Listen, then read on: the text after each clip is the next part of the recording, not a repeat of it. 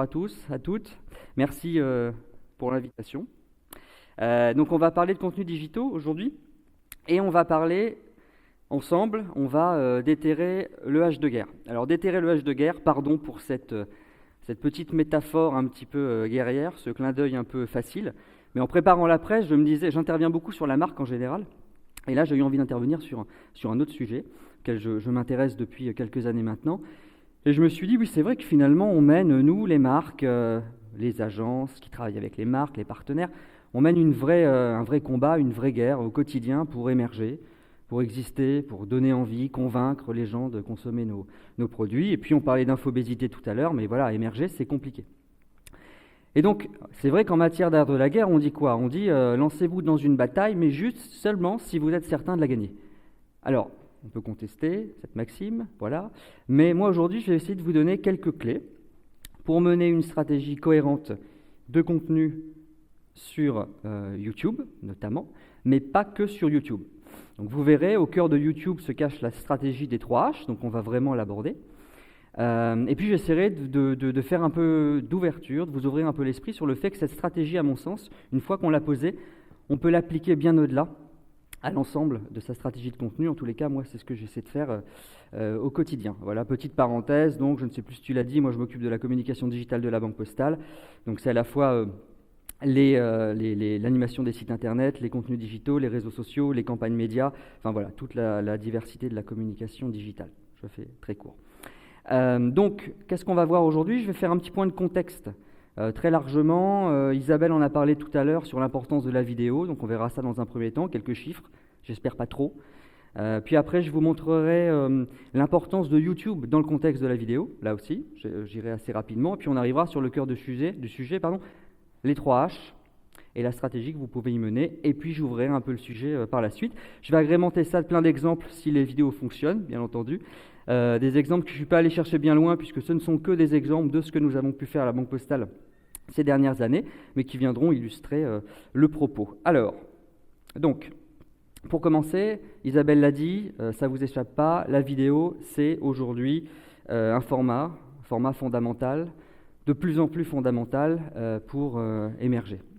Alors, on le disait aujourd'hui, si je fais un parallèle, Internet devient de plus en plus une sorte de Netflix géant. Finalement, tout le monde ne fait pratiquement plus que de regarder de la vidéo, et ça va en s'accroissant.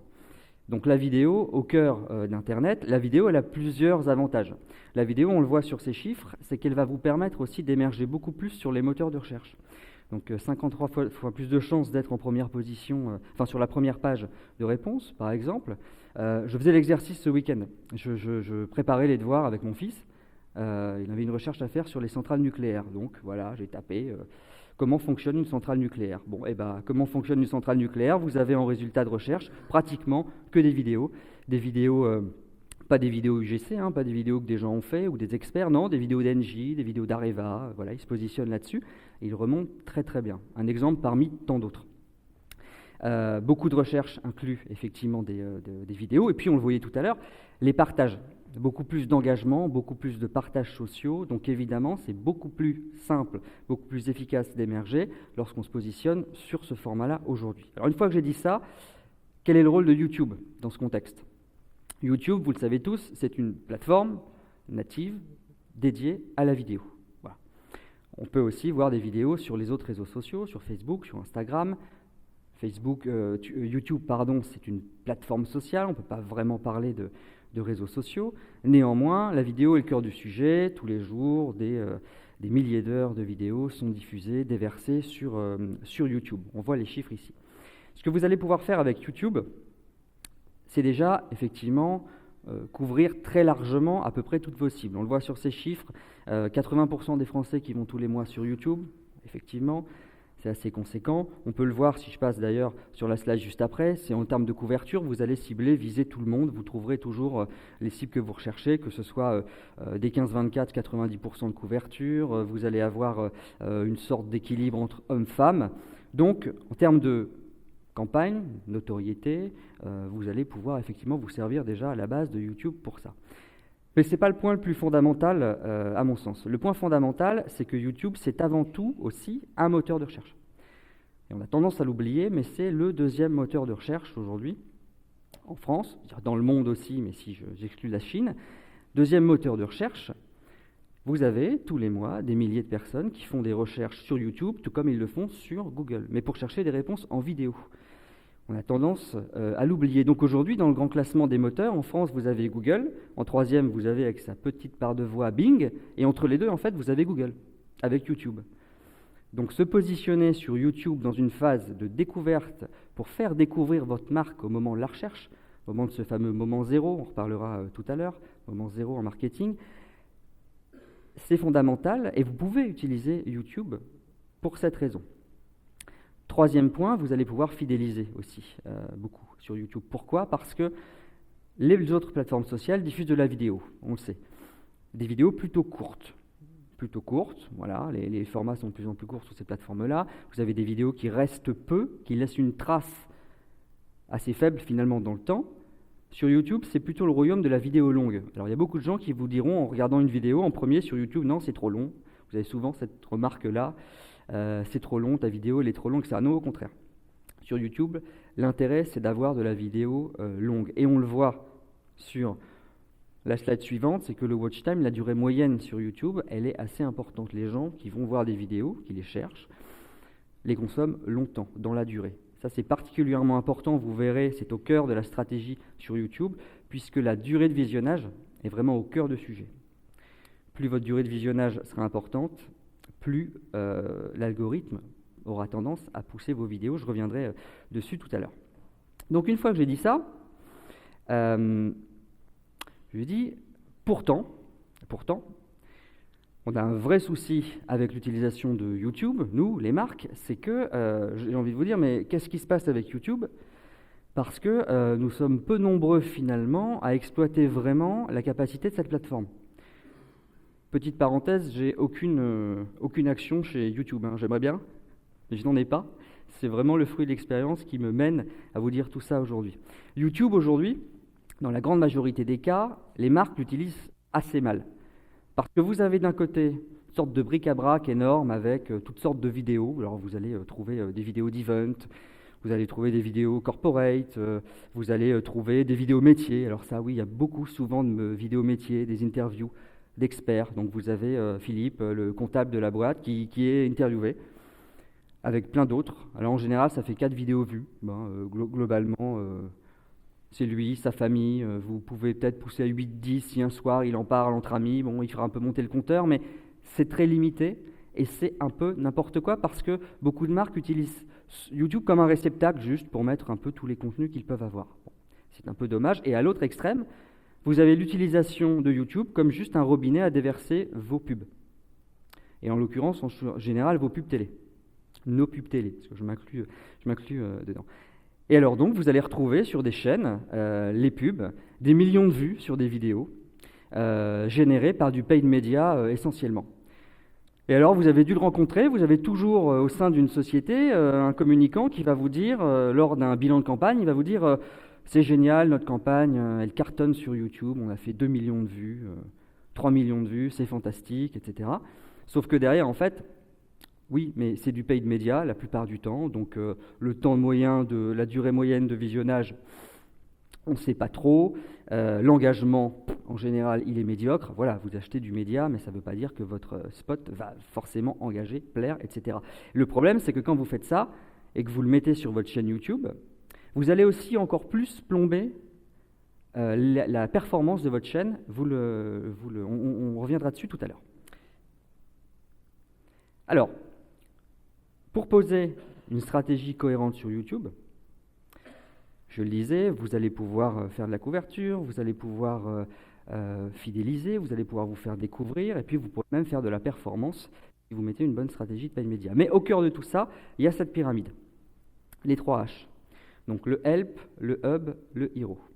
On va revenir dessus, sur chacun de ces points, mais en gros, vous le voyez sur YouTube, si vous arrivez à maîtriser ces 3 types de contenus, vous aurez toutes les chances d'avoir une chaîne saine et une chaîne qui va générer sa propre croissance d'audience. Je ne dis pas que vous ne serez pas obligé de mettre un peu de paid sur certains contenus, vous le verrez, mais votre chaîne va être saine et va réussir non seulement à être découvert, va réussir à avoir un temps de visionnage moyen plutôt long, donc des contenus seront naturellement poussés, des contenus de votre chaîne seront naturellement poussés par l'algorithme à des gens qui en auront vu d'autres.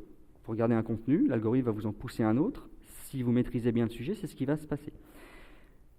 Et donc, vous allez pouvoir construire une dynamique sur votre chaîne indépendamment, je dis bien indépendamment, de ce que vous faites par ailleurs sur le paid media et de ce que vous allez pouvoir faire sur YouTube pour lancer des campagnes. Les deux peuvent cohabiter. C'est plus compliqué de relier les deux. Je reviendrai dessus tout à l'heure. Alors, le contenu help. Le contenu help, comme son nom l'indique, c'est assez fondamental, c'est un contenu qui répond à des questions. Qui répond à des questions très précises. On parle cerveau gauche, on est très rationnel, les gens se posent des questions. On est une marque. Est-ce qu'on peut avoir sur certaines questions des réponses crédibles, légitimes? Oui, pour la plupart des marques, vous avez ces réponses-là. Vous repositionnez toujours évidemment par rapport à ce que vous êtes, par rapport à votre expertise, mais normalement, vous allez vous rendre compte que beaucoup de gens recherchent des questions, des sujets sur YouTube et des réponses que vous pouvez donner.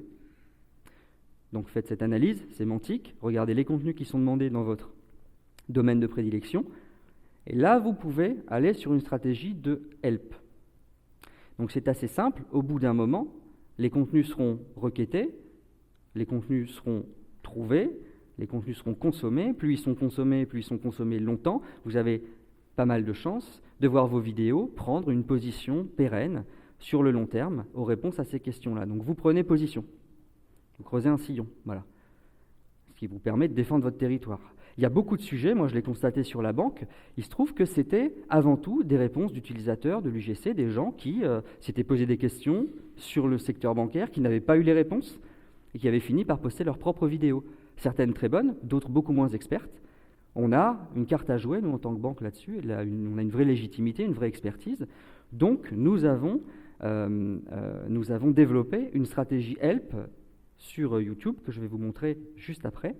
Le gros avantage aussi, c'est que, une fois que vous avez fait ça, ces vidéos-là, vous n'avez pas besoin d'en publier toutes les semaines, tous les 15 jours. Non, vous les publiez en fonction des requêtes que vous trouvez pertinentes, vous les publiez sur la chaîne, et puis le temps fera son œuvre, j'ai envie de vous dire. Voilà. Et peu importe si sur ce type de contenu-là, vous n'en publiez pas toutes les semaines. C'est pas le propos, c'est dans la durée que l'audience va se construire. Une partie des gens qui découvriront ces vidéos, peut-être s'abonneront à votre chaîne aussi. Pas forcément à travers ce type de contenu, mais une partie aussi pourra s'abonner à votre chaîne, ce qui de toute façon sera bénéfique au plus long terme. Donc le contenu help, à la Banque Postale, comment on l'a appréhendé? Je vous l'ai dit, on s'est aperçu qu'on avait énormément, donc ça marche, voilà, ça marche, qu'on avait énormément de requêtes bancaires. Donc, je vais vous montrer une petite vidéo, plutôt que de parler longtemps, qui explique tout ce qu'on a fait sur le sujet, à travers une vidéo qui s'appelle « Les questions qu'on se pose » et que l'on a fait avec un collectif de youtubeurs qui s'appelle Le Tatou. Je reviendrai là-dessus juste après. Donc là, vous avez toutes les infos nécessaires pour bien comprendre le propos.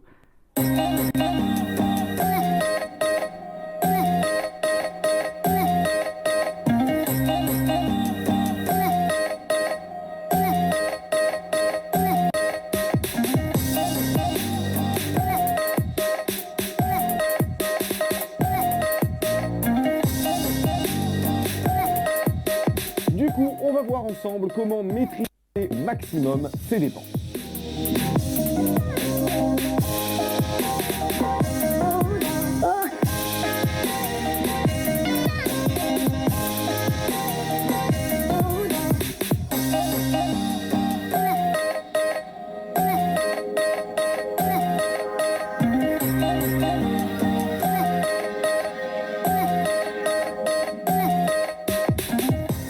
Vous savez ce qui est devenu presque aussi facile que de changer de pull?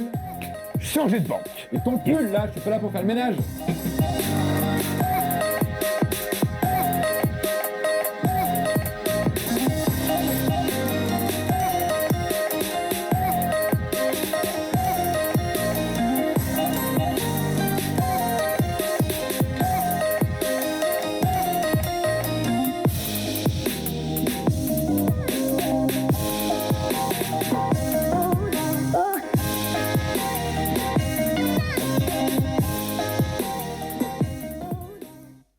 les questions qu'on se pose, vous avez compris le principe. Alors c'est vrai qu'on voit les commentaires à la fin, on est très contents, hein, nous les marques, quand on fait un brain content et qu'en plus on a des commentaires positifs. C'est assez rare pour le souligner, donc on est très content quand on en a. C'est vrai que ça a été très bien perçu. Pourquoi on a travaillé avec le Tatou? Peut-être certains d'entre vous le connaissent, les connaissent, c'est un collectif de YouTube. Au départ, l'ADN du Tatou, c'est de répondre à des questions, de toute façon. Alors certes, des questions cons, puisque c'est le principe, c'est les questions cons avec le Tatou. Ça va être, par exemple, pourquoi ne voit-on jamais de pigeons enfants, de bébés pigeons dans les rues? Alors oui, c'est vrai, moi je m'étais jamais posé la question, on n'en voit jamais. Bah oui, ils ont la réponse. C'est des choses comme ça. Donc on s'est dit, voilà, leur ADN, c'est la question. Déjà, la question un petit peu décalée, mais on voulait garder ce ton décalé, tout en traitant de manière plutôt sérieuse nos sujets et donner de vraies réponses. Donc on n'a pas perturbé leur audience non plus en proposant ça, parce que ça reste un peu dans leur ADN, et on a une audience intéressée par les sujets. Donc faut-il déménager ou louer, comment changer de banque, etc. Comment changer de banque? Ça peut paraître étrange pour une banque de faire une vidéo sur comment changer de banque, surtout au moment de l'année dernière de la loi qui permettait de faciliter le changement de banque. Bah oui, mais on s'est dit non, les gens le découvrent, les gens se posent la question, si de toute façon ils veulent nous quitter, ils nous quitteront, mais peut-être que certains vont nous découvrir. Et on ne fait pas partie des banques qu'on a le plus quitté d'ailleurs suite à la mise en place de cette loi. On a fait même partie des banques qu'on a le plus rejoint. Bon, on a peut-être mis notre petite pierre à l'édifice. Donc du coup, vous l'avez vu, la stratégie a porté ses fruits. Et aujourd'hui, c'est vrai qu'on a positionné nos vidéos sur un sorte de pas mal de requêtes liées au secteur. Le deuxième étage de la fusée, donc c'est le hub. Le hub, c'est quoi? C'est assez simple, c'est le contenu passion, le contenu un peu fidélisant, le contenu qui va prendre son temps, qui va être un peu long, le contenu qui va pouvoir éduquer, divertir, mais c'est un contenu qui va être en rapport évidemment avec ce que vous êtes, avec évidemment vos valeurs de marque, votre ADN, les sujets sur lesquels vous êtes légitime, mais sur lesquels vous vous dites, voilà, on peut aller plus loin qu'un format tutoriel, que juste une explication de base. On va ouvrir l'esprit des gens sur un sujet donné. Nous, par exemple, on le fait sur le crowdfunding, on le fait sur des sujets plus liés à l'économie solidaire, des choses comme ça. Ou alors, on va essayer de divertir. On sait, le divertissement, l'humour, ça marche très bien, taux d'adhésion assez fort. On peut réussir à faire passer des messages tout en divertissant si on essaie de bien faire les choses. Donc le contenu hub, c'est celui qui va vous générer les abonnements plus massivement que les deux autres types de contenus.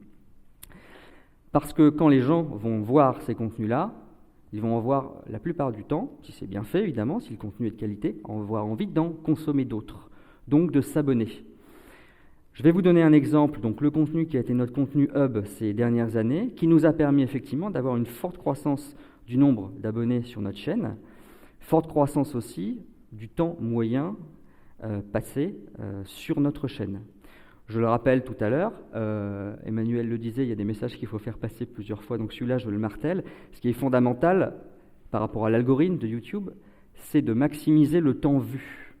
Voilà. Plus le temps est important, plus les gens passent de temps avec vous, plus votre chaîne rentrera dans cette logique un peu naturelle de croissance et d'entraînement naturel.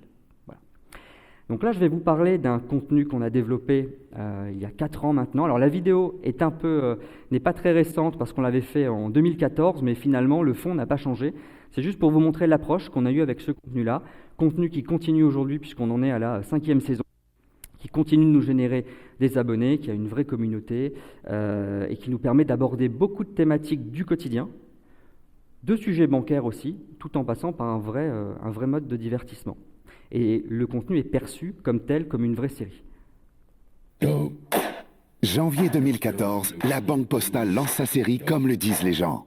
Vraiment? Je peux la voir, j'ai toujours voulu voir ça. Premier spin-off bancaire et officiel d'une série à succès. La série originale Dans la bouche s'appuie de façon décalée sur la réalité du quotidien et la diversité des gens. Ah non, je clique que 3 fois par heure max, après les gens pensent que t'as pas de life. J'adore tout ce qui a déjà été utilisé, qui a une vie. Ouais, enfin, sauf mon iPhone 5. Une série en adéquation totale avec les valeurs de la banque. Ainsi, comme le disent les gens, relève le défi de respecter les codes originaux qui ont construit le succès de la série, tout en les adaptant aux thématiques propres à la marque, les sujets bancaires. Un an après son lancement, la saison 1 rassemble plus de 8 millions de vues avec ses 14 épisodes. En 2014, la Banque Postale est la banque la plus écoutée sur YouTube et son succès est salué à plusieurs reprises. Les médias sont unanimes pour saluer l'originalité et la qualité de la série.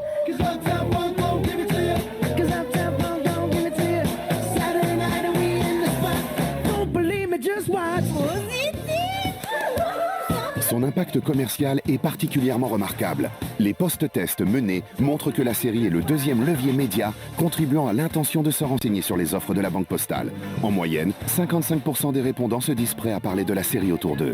Autant toute seule, j'avais des doutes. Mais là, avec vous, je me sens pousser des ailes. Elle fédère une communauté de plus de 270 000 inscrits à ses jeux concours réguliers. Et fait un passage remarqué au cinéma avec une diffusion d'un épisode spécial pendant la fête du cinéma. La série fédère également l'interne avec des épisodes produits spécialement pour les équipes commerciales.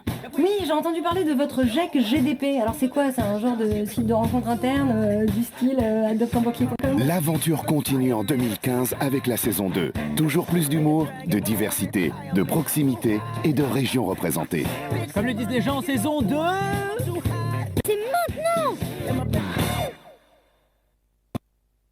Donc, comme le disaient les gens, alors vous voyez en plus, c'est vrai qu'on a accompagné des jeunes comédiens qui débutaient à l'époque dans la série, qui continuent de tourner avec nous, mais qui pourtant maintenant sont beaucoup plus mainstream. Celui qu'on vient de voir, Jérémy, Tiffaine Davio, qui est dans une super série sur Netflix en ce moment qui s'appelle Marianne, je vous conseille, très bonne série. Cette série, donc ce contenu, c'est notre contenu hub depuis des années, et c'est vrai qu'à partir du moment où on l'a lancé, on a effectivement commencé à décoller en nombre d'abonnés sur notre chaîne. Et ça a été vraiment crucial pour nous de prendre ce tournant il y a quelques années. On l'a vu en plus, un contenu hub ou un contenu, alors j'en parlerai tout à l'heure sur l'opposition, chaîne, médias, mais des contenus de ce type, vous le voyez, peuvent avoir un impact aussi, certes sur la notoriété, mais un impact commercial aussi, dans la mesure où oui, on nous dit qu'on va vraiment se renseigner sur les offres de la Banque Postale. Et le deuxième levier, c'est la série après les bureaux. Et pourtant, les bureaux, on en a partout dans toute la France, et c'est le point de contact principal avec notre marque. Donc un hub, un contenu de ce type, s'il est qualitatif, oui, il va profiter à la chaîne, mais pas que, évidemment, puisque si on fait tout ça sur une chaîne YouTube, impératif et objectif de notoriété, de fidélisation, ce que je disais tout à l'heure, mais finalement, pas que, il faut bien que tout ça se ressente à un moment donné aussi en transformation. Alors, justement, troisième type de contenu, le hero. Alors, le contenu hero, pour simplifier, c'est votre grosse cartouche. Voilà, c'est le contenu sur lequel vous avez mis un petit peu plus de budget, sûrement. C'est le contenu que vous avez envie de montrer, parce que vous avez vraiment envie de capitaliser dessus. C'est celui c'est celui qui va créer des pics de visibilité sur votre chaîne. Mais je dis bien des pics de visibilité. Contrairement aux deux autres, il ne va pas construire l'audience dans la durée. Il va permettre de faire découvrir votre chaîne, il pourra permettre de générer quelques abonnements, sûrement moins massivement que le hub, par exemple. Mais c'est un contenu qui, par moment, va vous permettre de faire émerger la chaîne. Alors là-dessus, chose importante, beaucoup de gens vont penser que le contenu hero, c'est la pub.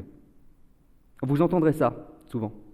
C'est que le hero, en fait, c'est la pub. C'est votre 30 secondes, c'est votre 20 secondes, etc., que vous allez diffuser effectivement massivement sur YouTube. Je le rappelle, YouTube, excellente plateforme de paid media, indépendamment de ça. Donc vous pouvez diffuser votre spot télé sur YouTube si vous voulez. On y met l'argent dans ces spots, donc autant qu'ils soient vus. Le sujet, c'est que les spots YouTube ont une ADN publicitaire. Donc, format court, 20 secondes, 30 secondes. Ils ne sont pas pensés dans une logique de durée, dans une logique de brand content. Donc, si vous postez ces formats sur votre chaîne YouTube, que vous faites massivement du paid media, qu'est-ce qui va se passer? Oui, pic d'exposition, gros pic de visibilité, mais la durée moyenne va être plombée. Parce qu'un spot, au maximum, il fera 30 secondes. Si vous avez 2 millions de vues sur des gens qui regardent 5 secondes de votre spot, 10 secondes, voire 30 secondes, votre temps moyen global de temps passé sur la chaîne va baisser. Donc vous allez plomber tout ce que vous êtes en train de construire. Si c'est votre spot télé que vous poussez et que vous reliez à votre chaîne, ce spot. Donc petit conseil, bien sûr, servez-vous de YouTube pour diffuser vos spots si vous le souhaitez. Créez même une playlist avec votre spot TV intégré à votre chaîne. Le compteur sera bien là pour ceux que ça intéresse. Il y aura bien les vues, les nombres de vues des vidéos. Mais en vrai, reliez ces vidéos à un autre compte. Un compte qui sera uniquement un compte publicitaire, qui sera servira qu'à ça, que personne ne verra, parce qu'il n'y aura aucun engagement dessus, et que de toute façon, dans les recherches que les gens feront sur Google pour trouver la banque postale, celui-là ne remontera jamais, parce que ce n'est pas celui-là qui créera la fidélisation, le temps moyen, la durée, tout ce que j'ai pu dire. Donc, faites-le comme ça, enfin moi en tout cas c'est ce que je conseille de faire. Ne vous privez pas de les diffuser, mais ne les diffusez pas en tant que contenu héros. Sur le contenu héros, choisissez autre chose. Moi, j'aurais pu, et c'est ce que j'ai fait il y a quelques années, comme le disent les gens, au départ, on n'avait pratiquement que ce contenu-là quand on a commencé. Donc on l'a poussé aussi en héros. Ce qu'on voyait dans les chiffres incroyables en première année, on a mis du paid, ouais. Et c'est logique, parce qu'on aurait eu bien tort de se priver de mettre du paid sur un contenu de ce type. Donc on a mis du paid pour le lancer, mais je dis bien pour le lancer. Et après, il a pris son rythme de croisière. En saison 2, on a baissé la voilure, saison 3, encore plus, etc. Et la série s'est faite connaître dans la durée. Alors oui, on l'a quand même poussé au début. Mais on n'était pas du tout dans une logique de spot pub. Les épisodes, c'était déjà à l'époque, c'est 2 minutes 30, maintenant ils sont encore plus longs. C'est pas notre spot télé qu'on a poussé. Voilà, donc ça, c'est vraiment un conseil et une conviction que j'ai, c'est ne poussez pas et ne reliez pas vos spots télé à votre chaîne YouTube. C'est pas du contenu héros, le spot télé. Alors, en matière de contenu héros, c'est vrai, ça part tout seul. Donc, je vous montre un petit exemple. Ça, c'est une vidéo qu'on a faite pour l'interne. Alors, vous verrez, Issa Doumbia parle à nos conseillers. Bon, mais le point, c'est surtout de vous dire qu'on a produit des contenus avec Golden Moustache l'année dernière, des interviews, notamment avec ce monsieur qui interviewe d'autres youtubeurs, etc. Donc, forcément, contenu héros, ça. Forcément, parce que les youtubeurs interviewés ont tous des grosses communautés, pour peu qu'ils parlent des vidéos sur leur propre chaîne et autres, ça nous a donné une très forte exposition. Mais ça nous a généré beaucoup d'abonnements à la chaîne aussi pour retrouver après tous les contenus qu'on a fait. Pour moi, ça, c'est davantage un contenu héros qui, de toute façon, ne sera jamais remplacé par votre spot télé. Donc, je vous donne un petit exemple. Effet spécial. Salut, c'est Issa Doumbia. Eh oui, toi, monsieur qui travaille à la banque postale, ou toi, madame, ou toi, mademoiselle. On va faire plein de choses, des vidéos, on va rencontrer des personnalités, plein de choses. Et ça, c'est kiffant. Eh oui, avec ce projet Talent Booster, eh ben, vous allez découvrir plein d'artistes, plein de gens qui font des choses sur Internet, des comédiens, des humoristes, je ne sais pas, plein de gens. Mais en tout cas, c'est en partenariat avec M6 et Golden Moustache. Donc, restez bien connectés sur Internet si vous ne savez pas trop, demandez à vos enfants. Allez, ciao!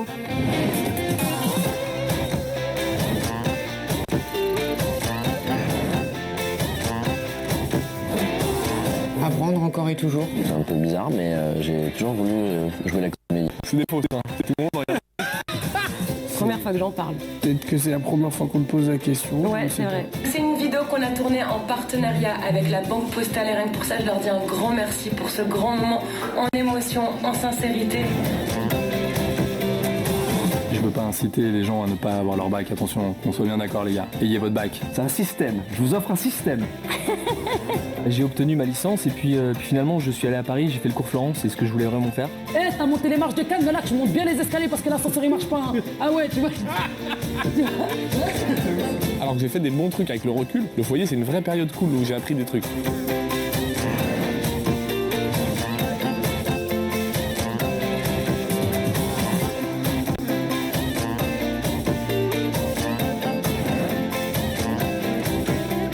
Laissez pas les gens décider à votre place. Lancez-vous, choisissez vraiment quelque chose qui vous plaît. N'ayez pas peur de vous tromper, n'ayez pas peur de tester des choses et de prendre votre temps. Faites les choses avec le cœur. Ça fait un petit peu vieux, mais vraiment l'école c'est important. Mon conseil principal, ça serait de se regrouper, d'être au moins 2. C'est très dur de créer tout seul. Lâche rien.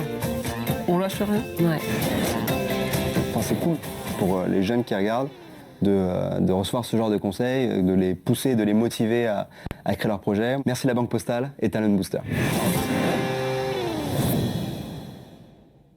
Alors ça se veut évidemment inspirant et vous l'avez vu, tous les youtubeurs nous parlent de comment ils sont devenus, ce qu'ils sont devenus, leur parcours, leur histoire, ce qui a pu changer, les rencontres qui ont pu changer leur vie et qui font qu'ils sont devenus des youtubeurs à succès. Donc évidemment, c'est un contenu sur lequel on met de l'argent, évidemment. Travailler avec Golden Moustache, ça a un coût. Mais donc, on aurait bien tort de ne pas le pousser en contenu héros, comme je le disais. Mais on peut faire du contenu héros sans forcément investir autant que sur ce type de format ou en passant par en recourant à des youtubeurs de ce type. Donc le deuxième, je ne vous le montre pas, on l'a vu très rapidement dans la vidéo, c'est une fiction qu'on a faite avec Golden Moustache, pour aller voir, ça s'appelle L'effet papillon. Donc ça c'est une fiction pure, elle dure 4 minutes, voilà, elle est en parfaite adéquation avec ce que nous sommes, nous, sur l'offre jeune Talent Booster. Vous pourrez aller la découvrir, elle est trop longue à montrer ici. Bon, je te préviens, c'est du... Alors, donc là, donc juste pour vous dire qu'une fois qu'on a fait ça, on a du help, du hub, du héros. Vous avez une chaîne solide, une chaîne qui répond à cette fameuse matrice. Et donc, ce que je peux vous conseiller aussi, c'est de faire comme des chaînes YouTube de grands networks ou de grandes émissions, c'est de faire une bande-annonce. Parce que la bande-annonce sera un peu la porte d'entrée que vous allez avoir sur votre chaîne pour donner envie de s'y abonner. Voilà, donc là, la bande-annonce n'est pas encore sortie, mais elle fait un peu florilège de tout ce qu'on peut faire sur la chaîne. Je vous la montre rapidement. Bon, je te préviens, cette vidéo va être bien fournie. Des questions sur l'argent, on en a tous. C'est pour ça qu'à la Banque Postale, on a décidé de créer une chaîne YouTube pour vous répondre. Bah non, je suis désolée. Vivre sur une plage en tongs et en maillot de bain en se laissant pousser la barbe, c'est pas un projet. Hein. Que ce soit dans votre gestion au quotidien, mais je suis pas dépensière, je relance l'économie. Ça n'a rien à voir. Pour acheter un appartement ou une maison,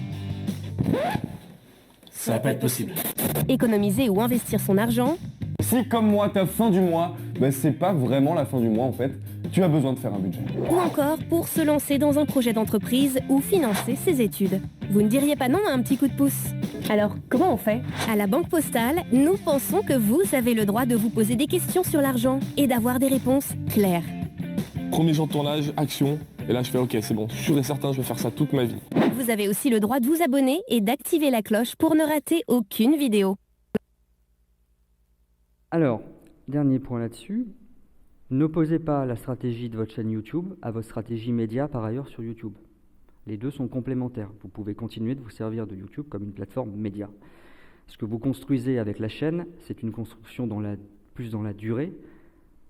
Ça vous permet de valoriser ce que vous êtes, ce qu'est votre marque, de créer de la fidélisation, de créer du lien avec les gens, de faire découvrir la marque avec les moteurs, etc. Mais ça ne se substitue pas à l'achat média que vous pouvez faire par ailleurs sur YouTube. Voilà. Je ne suis pas en train de vous dire abandonnez ce que vous faites en média sur YouTube. Non, les choses sont complémentaires. Tout comme vous allez construire pour certaines marques une présence pérenne sur Instagram et faire du média par ailleurs. Ici, essayer d'exploiter au maximum, au-delà du média, ce que permet la plateforme YouTube. Alors, très rapidement, donc on a mené, ça fait 2 ans qu'on travaille sur on a commencé vraiment à réfléchir à ça il y a 2 ans aujourd'hui.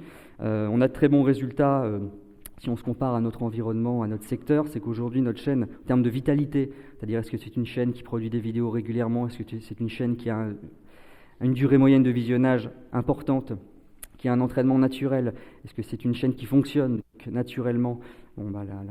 La chaîne ressort dans notre secteur en premier des classements désormais. On est même ressorti sur l'accessibilité, sur le baromètre vitalité TubeReach l'année dernière, même en premier, tout secteur confondu. Donc c'était vraiment important pour nous parce que ça montrait aussi que la stratégie commençait à porter. Et puis, pour rejoindre ce que je disais juste avant, l'impact en notoriété, vous le construisez dans la durée. Là, les chiffres que je donne, ce sont hors format Hero, donc hors paid média. Ce qui ne vous empêche pas, moi c'est ce que je conseille aussi, de rattacher une logique média et plus de performance à ce que vous faites sur la chaîne. Je vais le faire très vite, mais quand on diffuse un contenu comme le 10, par exemple, ou qu'on fait un comme le 10 sur les futurs propriétaires, on va faire du retargeting derrière. On va faire du retargeting, cette fois-ci, plus directement, avec le message publicitaire de la banque lié à nos sujets immobiliers. On va aller retoucher les gens qui ont vu notre première vidéo, et ainsi de suite. On intègre aussi cette logique-là. On n'est pas obligé de le faire, mais si vous pouvez le faire, faites-le, parce que vous avez déjà attiré l'attention, capté, donc vous pouvez passer un message un peu plus commercial derrière, en plusieurs temps. Et donc pour finir, ce que je disais tout à l'heure, c'est que cette stratégie des 3 H sur YouTube, à mon sens, vous pouvez vous en servir, moi c'est ce que je fais, comme une grille de lecture pour poser un petit peu votre stratégie de contenu sur un sujet donné, un lancement de produit, un sujet plus global. Vous dites, voilà, comment je vais appréhender le sujet. Du hub, du héros, du hub, du help. C'est-à-dire que vous allez avoir besoin d'avoir quelque chose qui va rendre vraiment visible votre sujet, un impact un peu plus court terme, et vous dire qu'est-ce que j'ai comme contenu pour remplir cet objectif. Vous êtes davantage dans une logique outbound. Comme on le disait tout à l'heure, je ne suis pas en train d'opposer les deux, je dis que si vous faites ça, vous êtes dans la complémentarité totale. Parce que vous allez créer de l'attention et de la notoriété avec certains des contenus, puis vous allez aussi par ailleurs vous dire comment je peux faire découvrir assez naturellement mon sujet, en allant plutôt sur du content marketing, sur l'inbound, sur un impact pérenne, plus long terme, mais en vous posant les bonnes questions. Quels sont les sujets que les gens vont vouloir, les requêtes que les gens vont pouvoir, ou les questions que les gens vont pouvoir poser par rapport à ce nouveau service ou nouveau produit que je sors. Donc ce que je dis, c'est valable sur des vidéos, comme on l'a vu, mais sur votre SEO, qu'il soit défensif, en protection de territoire, ou offensif, si vous allez un peu plus large. Donc, essayez de vous dire toujours, voilà, comment je nourris ces trois dimensions-là. Et au milieu, vous allez avoir le hub qui va répondre, qui va être effectivement entre le côté un peu court terme, le côté un petit peu... sur le help, je le disais tout à l'heure, on est très rationnel, on répond à des questions. Sur le hero ou sur le hub, on est plus cerveau droit, on est plus émotionnel, mais c'est aussi comme ça qu'on parle aux gens. Donc avec du hub, vous allez pouvoir creuser le sillon de cette dimension-là aussi. Cette grille, moi je l'applique à tous mes sujets aujourd'hui. Je l'applique à tous mes sujets en me disant toujours que si je perds une de ces dimensions en cours de route, il me manquera quelque chose dans la stratégie que je voudrais lancer pour tel ou tel sujet. C'est assez simple, ça regroupe beaucoup de dimensions, ça fonctionne plutôt pas mal jusqu'à présent dans les choses qu'on peut mettre en place. Voilà, c'est ce que je voulais vous montrer, c'est qu'on a tendance à limiter cette stratégie à YouTube. Non, vous pouvez plus largement vous dire ce que je fais pour YouTube, je peux le faire aussi sur d'autres réseaux, certes, mais plus globalement sur ma strat. Je vous montre un exemple pour finir, où on a appliqué cette logique-là au lancement d'un produit, qui est sur la garantie assurance revente, truc pas très sexy de la Banque Postale, c'est lié à l'immobilier. Alors, on a eu un contenu héros, là c'est très vite, mais c'est un escape game qu'on a monté pour l'occasion, qui s'appelait Propriophobia. On a mis des fausses affiches dans la rue qui font un clin d'œil à des films de genre un peu connus. On a monté un escape game. Le but de l'escape game, c'était de réussir à sortir de sa location et au final à devenir propriétaire en répondant à quelques énigmes. On a travaillé avec des youtubeurs, on a diffusé cette vidéo sur leurs réseaux sociaux et autres. Et on a largement exposé avec ce premier format, en complément de la campagne télé, qui elle avait un spot aussi. Donc ça a été notre contenu héros, largement diffusé, notre chaîne YouTube, notre page Facebook, notre compte Instagram, etc. Comme je disais tout à l'heure, si vous y mettez les moyens, ne vous privez pas de le diffuser. Premier contenu, en complément sur le hub, des épisodes de la série que vous avez vus tout à l'heure, qui sont sur la même problématique. Comme le disent les gens, les futurs propriétaires, comme le disent les gens qui recherchent un appartement. Voilà, on est dans l'émotion, on est dans l'humour. On les diffuse sur YouTube au même moment et on n'adresse pas notre cible de la même manière. Le coup de boost, c'est encore un autre format qu'on a développé. Et puis, les contenus help. Donc, on retrouve les tatous ici avec comment choisir son premier logement. On a fait une vidéo là-dessus. Encore une fois, parce que les requêtes sont nombreuses sur YouTube sur ce sujet-là.